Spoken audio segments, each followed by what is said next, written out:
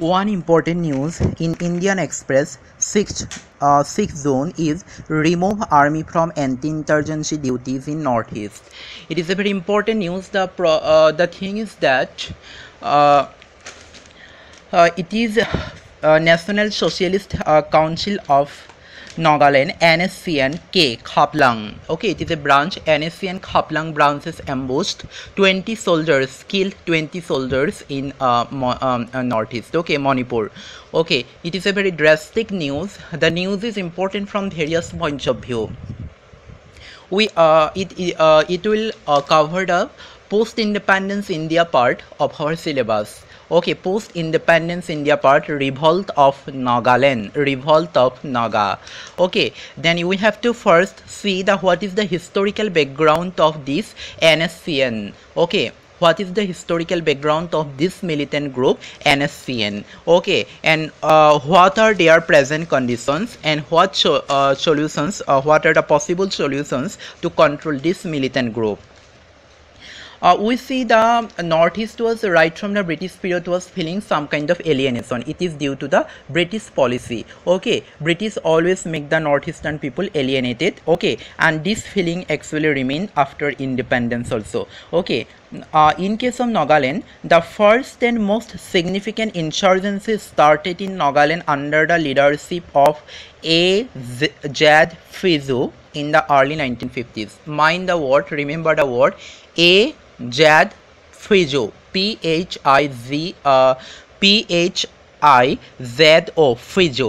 Fizo. Okay, he is the leader. He was the leader of revolt in Nagaland after post-independence, and he was the founder of NSCN. He was national.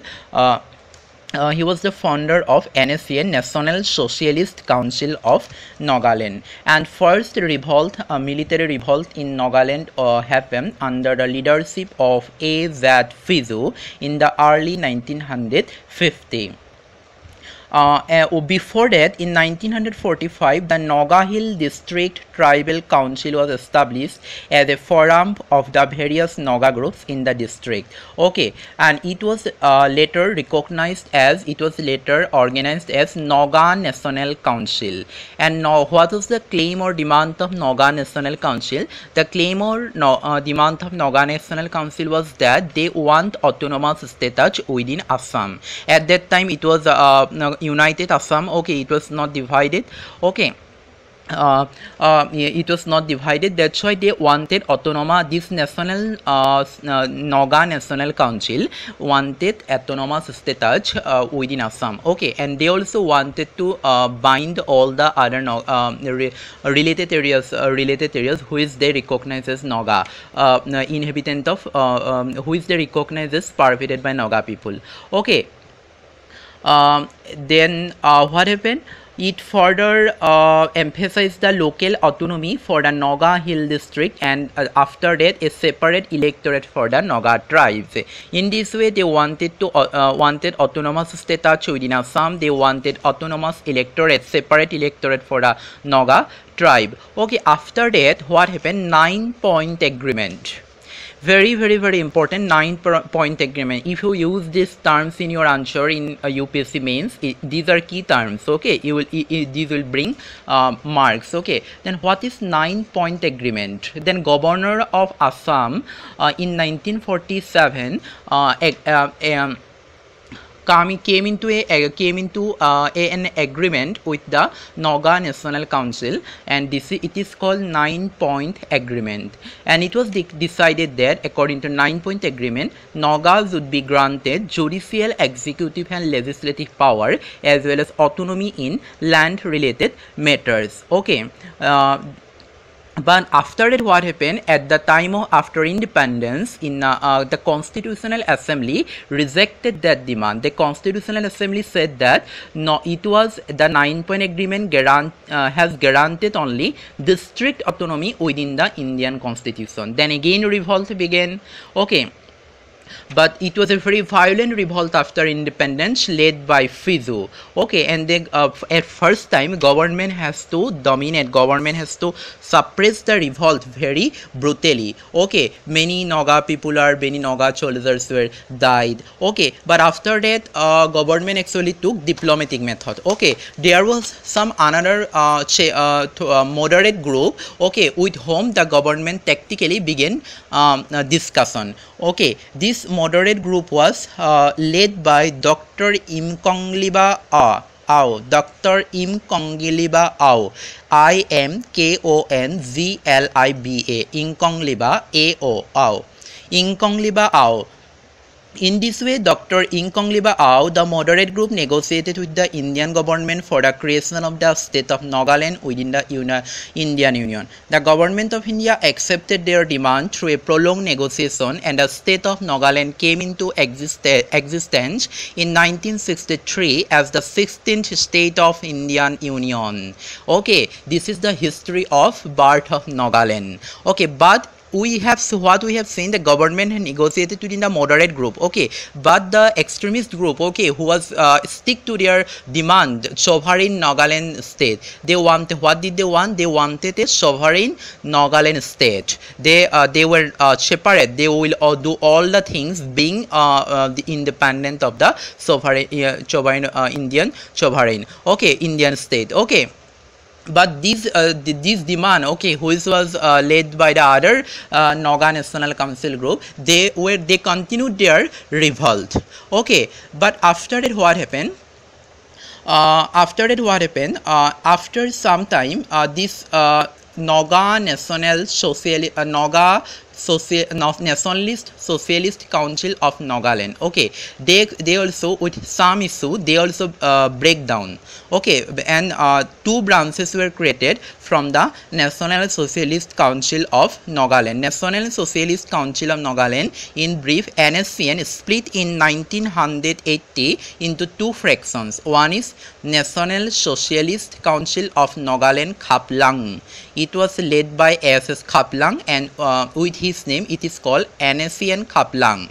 And another is National Socialist Council Nagaland Ishak Muibha, led by Ishak Muibha. Okay, Ishak and Muibha are the leaders of this group, and that's why it is known as National Socialist Council of Nagaland Ishak Muibha. Then after that what happened? This Ishak Muibha group, National Socialist Council of Nagaland Ishak Muibha group signed ceasefire agreement with Union government in 2001. Till then, but it has been unsuccessful, and government has not been able to successfully negotiate with them, and recently this ceasefire also broken. And now the ambush in Manipur was created by National Socialist Council of Nagaland Khaplang, leader SS Khaplang, which was not ceasefire with government. Okay, this is the history of Nagaland. Then another what we have seen, mind these terms, National Socialist Council of Nagaland, how it was formed, okay, how Nagaland was formed, what was the revolt of Fizu. Okay, these terms are very important, and this article covers actually post-independence India. Okay, post-independence India. It is given in different books, well, like Ramchandra Guha. Okay, but in Ramchandra Guha you will not find most very details, like what are the groups, okay, what is National Socialist Council of Nagaland, Ishak Muibha, Khaplang. Okay, mind these terms. Then another very dangerous thing is that this now NSCN NSCN Khaplang, they were tied, they have actually joined with UNLFW. What is UNLFW? United National Liberation Front of Western Asia, Southeastern Asia. United National Liberation of Southeastern Asia. Okay, it is a very dangerous. Okay, if this incident happens, the whole Northeast, not only whole Northeast, the whole Indian Union will fall into trap. And what is this United National Liberation Front of Western Southeast Asia? What we have seen that now NSCN Khaplang has joined another group, a United National Liberation Front of Western Asia, UNLFW. And what is UNLFW? It is very dangerous. It is consists of United Liberation Front of Assam, in brief ULFA, National Socialist Council of Nagaland, Kamatapur Liberation, NDFV, National Democratic Front of Bodoland. Okay, all these terrorist organizations are the all these terrorist organizations generally combined into one group. It is called United National Liberation Front of Western Southeast Asia, and now NSC and Kaplang has joined this group to terrorize northern states and to achieve their demand a sovereign Manipur state. Okay, the initiatives should be taken by the Indian government in long-term measures in relation with Myanmar government. Okay, because in dense forest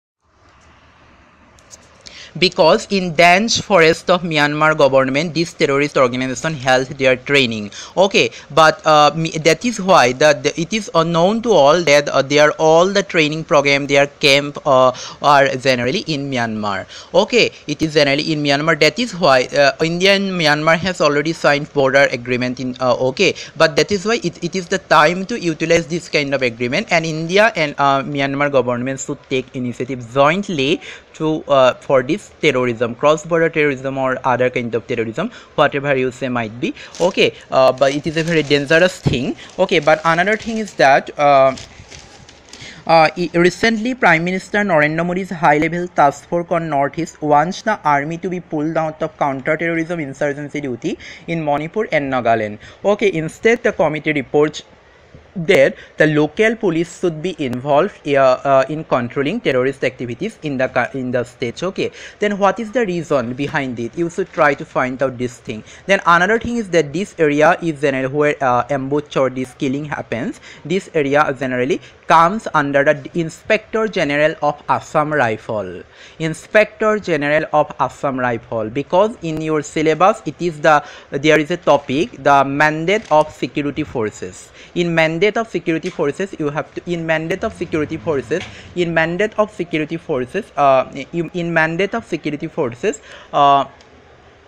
it has to come that which organization or which security group has which function to do in Northeast. Okay, what is Assam Rifle, okay, what is army, and what is other groups, where the Assam Rifle has their claim. Okay, these things will come under your topic, and this topic is very important for the topic internal security, mandate of security forces, terrorist organization, name of the terrorist organization. Okay, then controlling internal security. Okay, now after that it will cover another topic of GS1, post-independence India.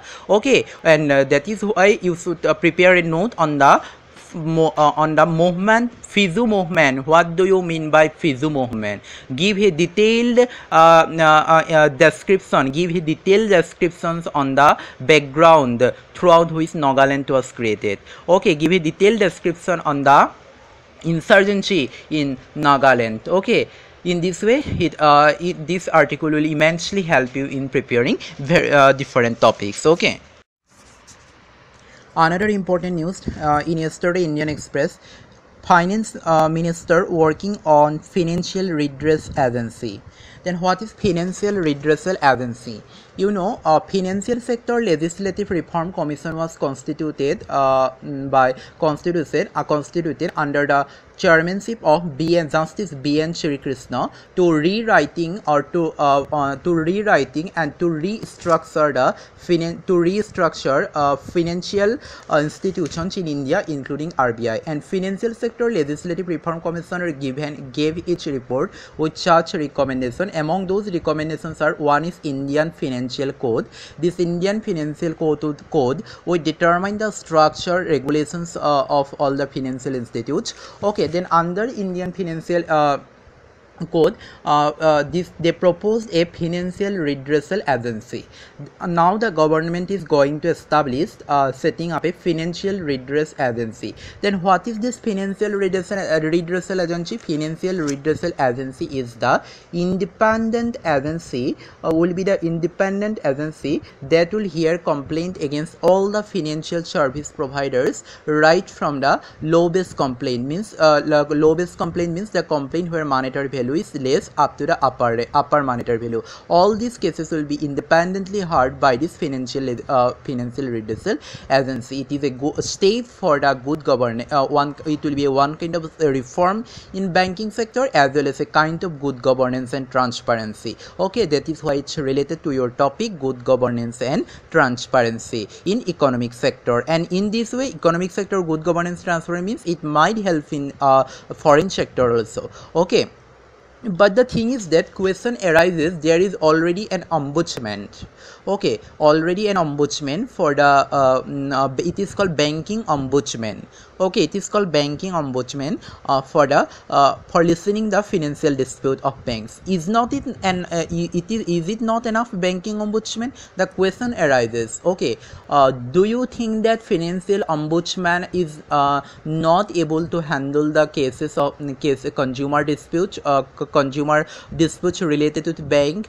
Okay, then why is it necessary to constitute another institution like financial redressal agency while there is an already existing agency like financial banking ombudsman? These are a question that might pose by this article. You will search and prepare note on this topic. Okay. An important news I have seen, Gandhi Smriti to get new director. Actually, Gandhi Smriti and Darshan Samiti. Gandhi Smriti and Darshan Samiti is an organization under the Ministry of Culture. Okay, government has appointed director for this organization, and this Gandhi Smriti and Darshan Samiti is an organization related with the study and expansion of Gandhian philosophy. It is an important because it will relate to your culture topic, culture, literature. Okay, freedom struggle in GS1. You can find question what is or you can find short note, write Gandhi Smriti and Darshan Samiti. Okay, write 50 words, 20 words on it. Importance of organization such as Gandhi Smriti and Darshan Samiti to popularize Gandhian philosophy at present moment. Okay. Role of Gandhian philosophy, okay, at present scenario in Indian society. Okay, what role can be played by organizations like Gandhi Smriti and Darshan Samiti to propagate the ideas of Gandhi? Okay, this kind of questions you might face in this exam.